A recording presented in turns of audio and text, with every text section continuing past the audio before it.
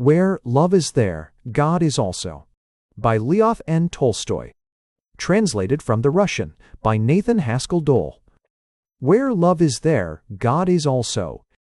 In the city lived the shoemaker, Martuin Avdyeich. He lived in a basement, in a little room with one window. The window looked out on the street. Through the window he used to watch the people passing by, although only their feet could be seen, yet by the boots Martuin Avdyeich recognized the people. Martuin Avdyeich had lived long in one place, and had many acquaintances. Few pairs of boots in his district had not been in his hands once and again. Some he would half sole, some he would patch, some he would stitch around, and occasionally he would also put on new uppers. And through the window he often recognized his work. Avdyeich had plenty to do, because he was a faithful workman, used good material, did not make exorbitant charges, and kept his word. If it was possible for him to finish an order by a certain time, he would accept it. Otherwise, he would not deceive you. He would tell you so beforehand. And all knew Avdyeich, and he was never out of work. Avdyeich had always been a good man, but as he grew old, he began to think more about his soul and get nearer to God. Martuin's wife had died when he was still living with his master. His wife left him a boy 3 years old. None of their other children had lived. All the eldest had died in childhood. Martuin at first intended to send his little son to his sister in the village, but afterward he felt sorry for him. He thought to himself, "It will be hard for my Kapitoshka to live in a strange family. I shall keep him with me." And Avdyeich left his master and went into lodgings with his little son. But God gave Avdyeich no luck with his children. As Kapitoshka grew older, he began to help his father, and would have been a delight to him, but a sickness fell on him. He went to bed, suffered a week, and died. Martuin buried his son, and fell into despair. So deep was this despair that he began to complain of God. Martuin fell into such a melancholy state that more than once he prayed to God for death, and reproached God because he had not taken him who was an old man, instead of his beloved only son. Avdyeich also ceased to go to church. And once a little old man from the same district came from Troitsa I to see Avdyeich. For 7 years he had been wandering about. Avdyeich talked with him and began to complain about his sorrows. One, Trinity, a famous monastery, pilgrimage to which is reckoned a virtue. Avdyeich calls this Zimlyak Starichok, Bozy Shalovyek, God's man, ed. "I have no desire to live any longer," he said. "I only wish I was dead. That is all I pray God for. I am a man without anything to hope for now." And the little old man said to him, "You don't talk right, Martuin. We must not judge God's doings. The world moves, not by our skill, but by God's will. God decreed for your son to die, for you to live, so it is for the best, and you are in despair because you wish to live for your own happiness." "But what shall one live for?" asked Martuin. And the little old man said, "We must live for God, Martuin. He gives you life, and for His sake you must live. When you begin to live for Him, you will not grieve over anything, and all will seem easy to you." Martuin kept silent for a moment, and then said, "But how can one live for God?" And the little old man said, "Christ has taught us how to live for God. You know how to read? Buy a testament, and read it. There you will learn how to live for God. Everything is explained there." And these words kindled a fire in Avdyeich's heart, and he went that very same day, bought a New Testament in large print, and began to read. At first, Avdyeich intended to read only on holidays, but as he began to read, it so cheered his soul that he used to read every day. At times he would become so absorbed in reading that all the kerosene in the lamp would burn out, and still he could not tear himself away, and so Avdyeich used to read every evening. And the more he read, the clearer he understood what God wanted of him and how one should live for God, and his heart kept growing easier and easier.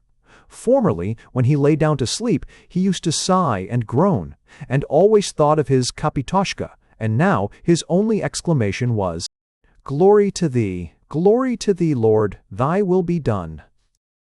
And from that time, Avdyeich's whole life was changed. In other days, he, too, used to drop into a public house, too, as a holiday amusement, to drink a cup of tea, and he was not averse to a little brandy, either. He would take a drink with some acquaintance and leave the saloon, not intoxicated exactly, yet in a happy frame of mind and inclined to talk nonsense and shout and use abusive language at a person. Now he left off that sort of thing. His life became quiet and joyful. In the morning he would sit down to work, finish his allotted task, then take the little lamp from the hook, put it on the table, get his book from the shelf, open it, and sit down to read. And the more he read, the more he understood, and the brighter and happier it grew in his heart. Q. Tractor. Not S. For. Not S. Once it happened that Martuin read till late into the night. He was reading the Gospel of Luke. He was reading over the 6th chapter, and he was reading the verses. And unto him that smiteth thee on the one cheek offer also the other, and him that taketh away thy cloak, forbid not to take thy coat also. Give to every man that asketh of thee, and of him that taketh away thy goods, ask them not again. And as ye would that men should do to you, do ye also to them likewise. Amber. C. He read farther also, those verses, where God speaks, And why call ye me, Lord, Lord, and do not the things which I say? Whosoever cometh to me, and heareth my sayings, and doeth them, I will show you to whom he is like. He is like a man which built an house, and digged deep, and laid the foundation on a rock. And when the flood arose, the stream beat vehemently upon that house, and could not shake it, for it was founded upon a rock. But he that heareth and doeth not is like a man that without a foundation built an house upon the earth, against which the stream did beat vehemently, and immediately it fell, and the ruin of that house was great. Avdiich read these words, and joy filled his soul.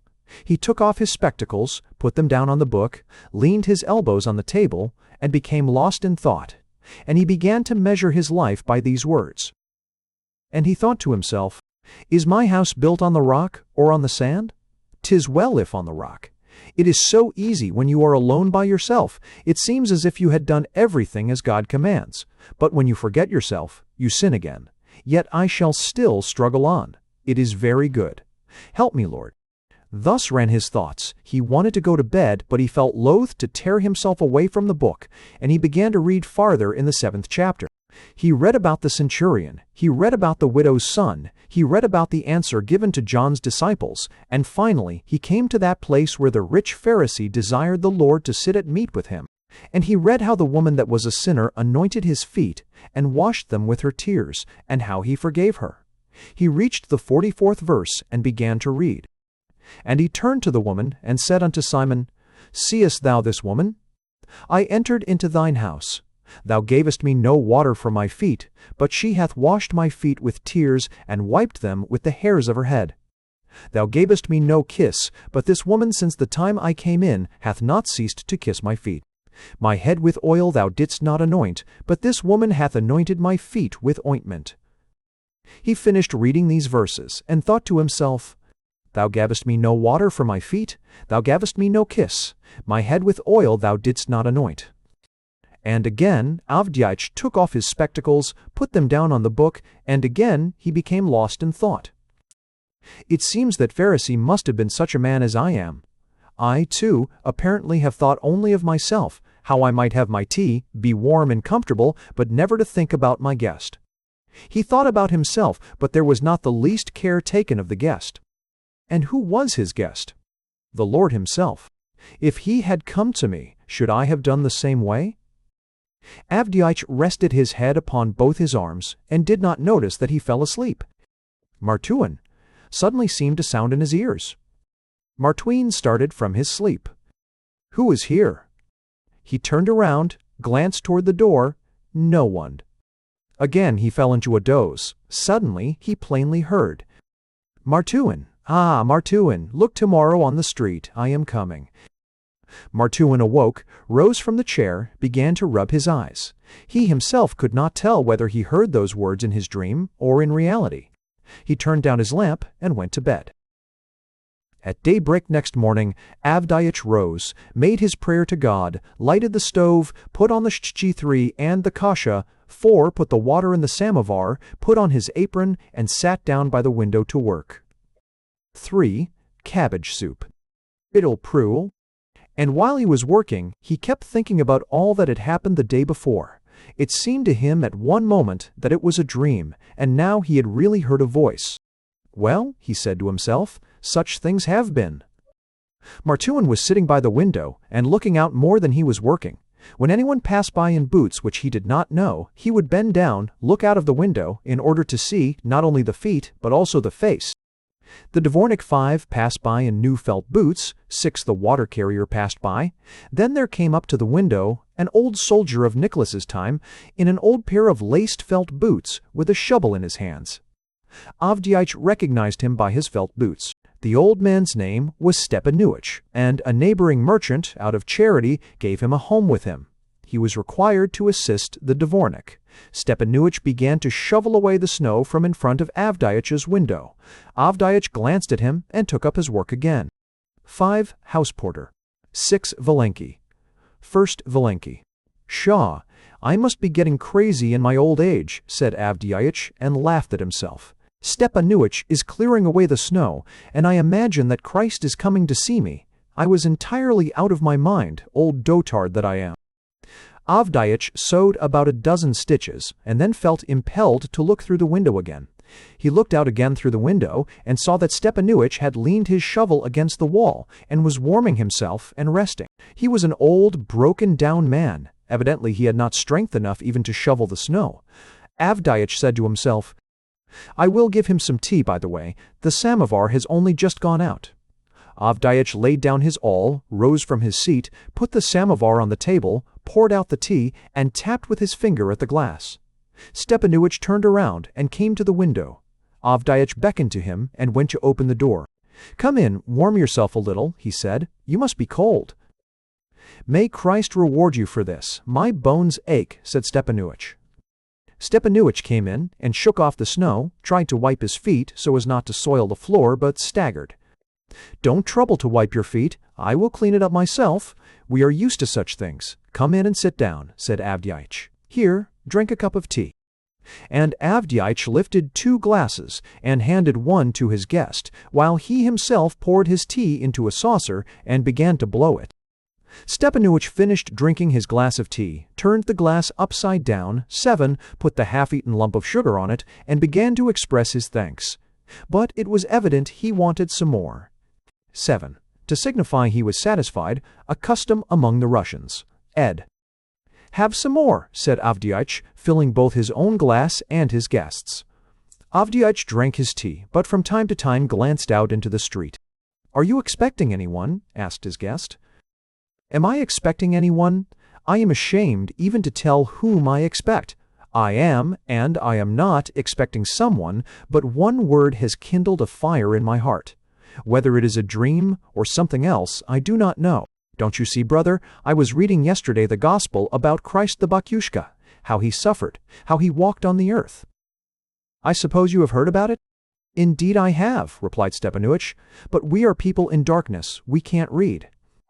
"Well now, I was reading about that very thing. How he walked on the earth, I read. You know, how he came to the Pharisee, and the Pharisee did not treat him hospitably.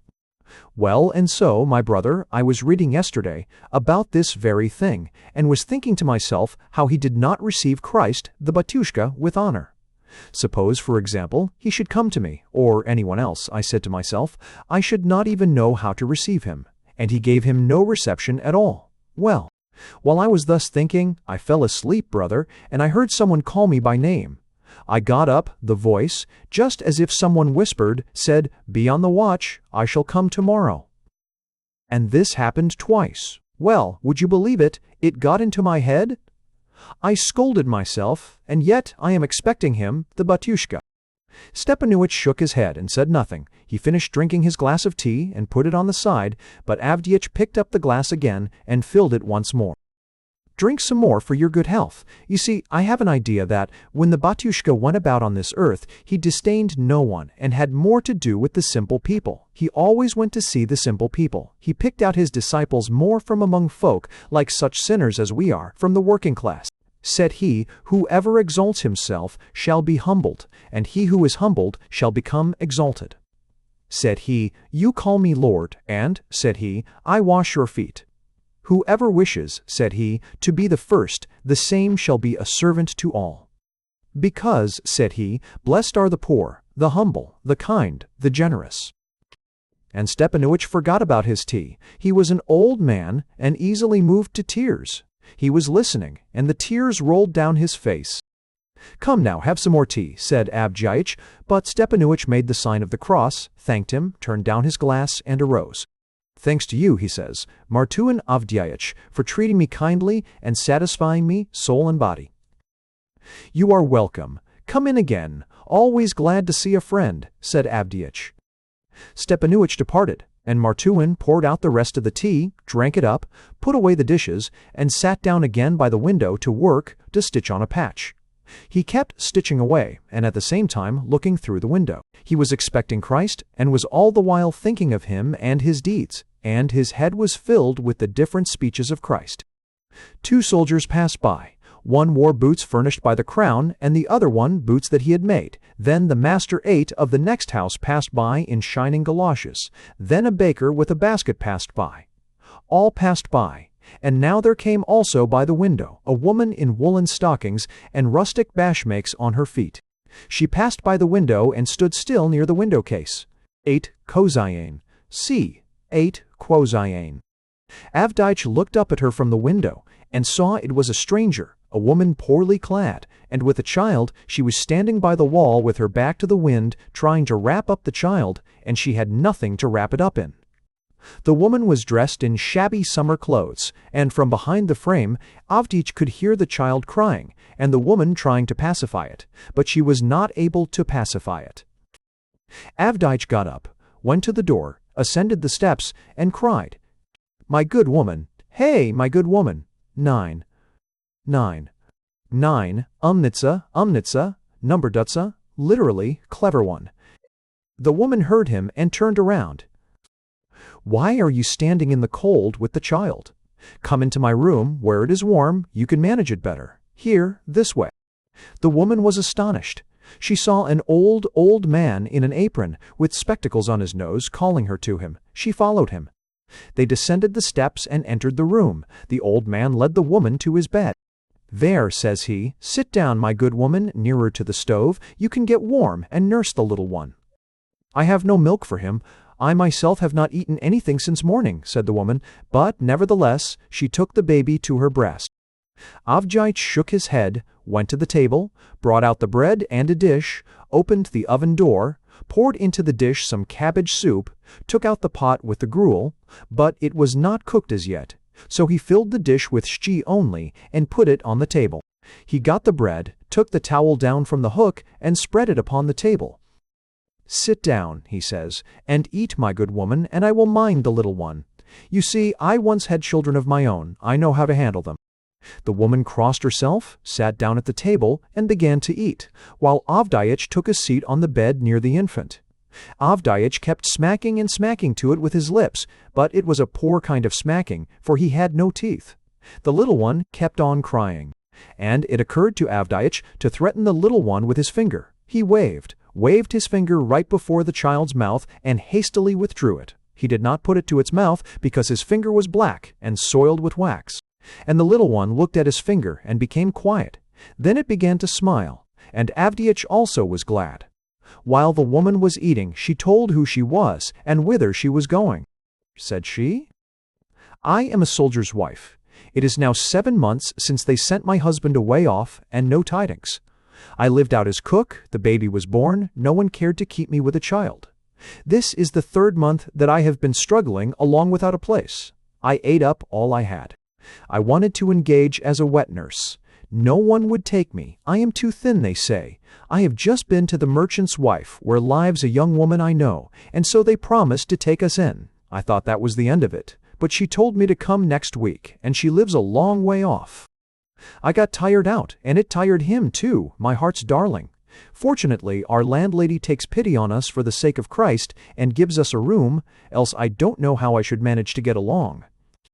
Avdyeich sighed and said, "Haven't you any warm clothes?" "Now is the time, friend, to wear warm clothes, but yesterday I pawned my last shawl for a 20 kopeck piece.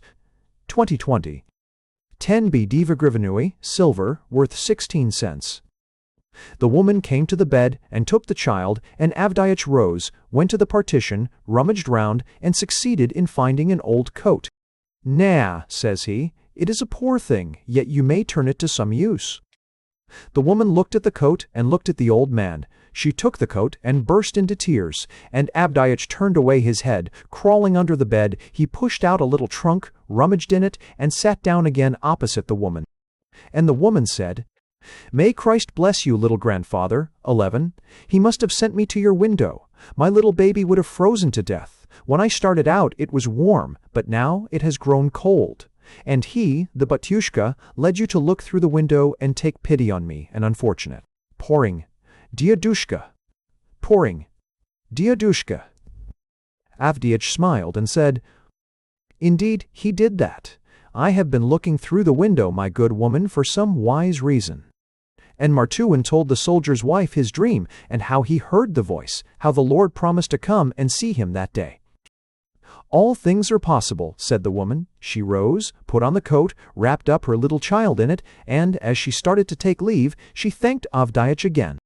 "Take this, for Christ's sake," said Avdiach, giving her a 20 kopeck piece. "Redeem your shawl." She made the sign of the cross, and Avdiach made the sign of the cross and went with her to the door. The woman went away.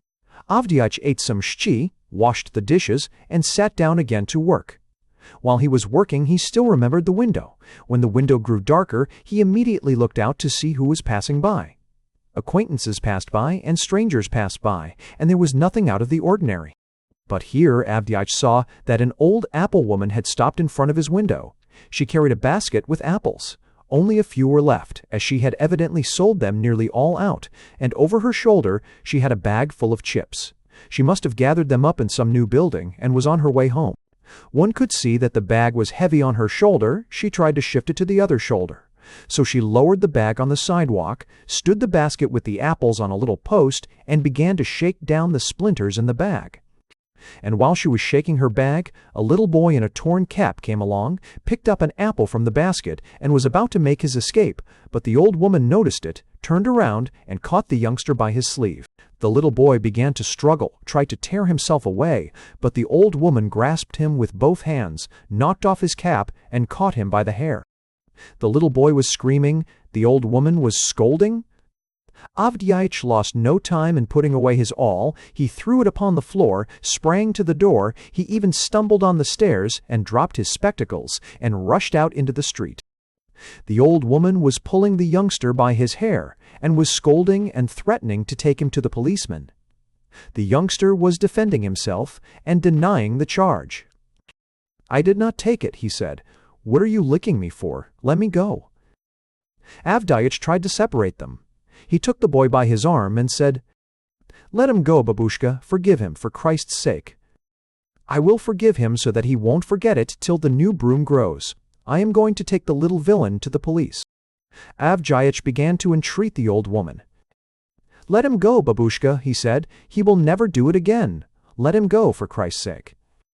The old woman let him loose. The boy started to run, but Avdiach kept him back. "Ask the babushka's forgiveness," he said, "and don't you ever do it again. I saw you take the apple." The boy burst into tears and began to ask forgiveness. "There now. That's right, and here's an apple for you." And Avdiach took an apple from the basket and gave it to the boy. "I will pay you for it, babushka," he said to the old woman. "You ruin them that way, the good-for-nothings," said the old woman. "He ought to be treated so that he would remember it for a whole week." Babushka, babushka," said Avdiach, "that is right according to our judgment, but not according to God's. If he is to be whipped for an apple, then what ought to be done to us for our sins?" The old woman was silent. And Avdiach told her the parable of the master who forgave a debtor all that he owed him, and how the debtor went and began to choke one who owed him. The old woman listened, and the boy stood listening. "God has commanded us to forgive," said Avdiach, "else we too may not be forgiven. All should be forgiven, and the thoughtless especially." The old woman shook her head and sighed. "That's so," said she, "but the trouble is that they are very much spoiled." "Then we who are older must teach them," said Avdiach. "That's just what I say," remarked the old woman. I myself have had 7 of them, only 1 daughter is left." And the old woman began to relate where and how she lived with her daughter, and how many grandchildren she had. "Here," she says, "my strength is only so-so, and yet I have to work. I pity the youngsters, my grandchildren. But what nice children they are! No one gives me such a welcome as they do. Aksintka won't go to anyone but me. Babushka, dear babushka, loveliest." And the old woman grew quite sentimental. "Of course, it is a childish trick. God be with him," said she, pointing to the boy. The woman was just about to lift the bag up on her shoulder when the boy ran up and said, "Let me carry it, babushka. It is on my way." The old woman nodded her head and put the bag on the boy's back. And side by side they passed along the street. And the old woman even forgot to ask Avdyeich to pay for the apple. Avdyeich stood motionless and kept gazing after them, and he heard them talking all the time as they walked away. After Avdyeich saw them disappear, he returned to his room. He found his eyeglasses on the stairs. They were not broken. He picked up his awl and sat down to work again. After working a little while, it grew darker, so that he could not see to sew. He saw the lamplighter passing by to light the street lamps. "It must be time to make a light," he said to himself. So he got his little lamp ready, hung it up, and he took himself again to his work. He had 1 boot already finished. He turned it around, looked at it. Well done. He put away his tools, swept off the cuttings, cleared off the bristles and ends, took the lamp, set it on the table, and took down the Gospels from the shelf. He intended to open the book at the very place where he had yesterday put a piece of leather as a mark, but it happened to open at another place. And the moment Avdyeich opened the Testament, he recollected his last night's dream. And as soon as he remembered it, it seemed as if he heard someone stepping about behind him. Avdyeich looked around and saw, there in the dark corner, it seemed as if people were standing. He was at a loss to know who they were. And a voice whispered in his ear, "Martuin, ah, Martuin, did you not recognize me?" "Who?" exclaimed Avdyeich. "Me," repeated the voice. It was I, and Stepanuich stepped forth from the dark corner. He smiled, and like a little cloud faded away, and soon vanished. "And it was I," said the voice. From the dark corner stepped forth the woman with her child. The woman smiled. The child laughed, and they also vanished. "And it was I," continued the voice. Both the old woman and the boy with the apple stepped forward. Both smiled and vanished. Avdyich's soul rejoiced. He crossed himself, put on his spectacles, and began to read the evangelists where it happened to open. On the upper part of the page he read, "For I was an hungered, and he gave me meat. I was thirsty, and he gave me drink. I was a stranger, and he took me in." And on the lower part of the page he read this, "Inasmuch as ye have done it unto one of the least of these, my brethren, ye have done it unto me." St. Matthew, chap. XXV. And Avdyeich understood that his dream had not deceived him, that the Savior really called on him that day, and that he really received him. Thanks for listening to Where Love Is There. God Is Also by Lyof and Tolstoi.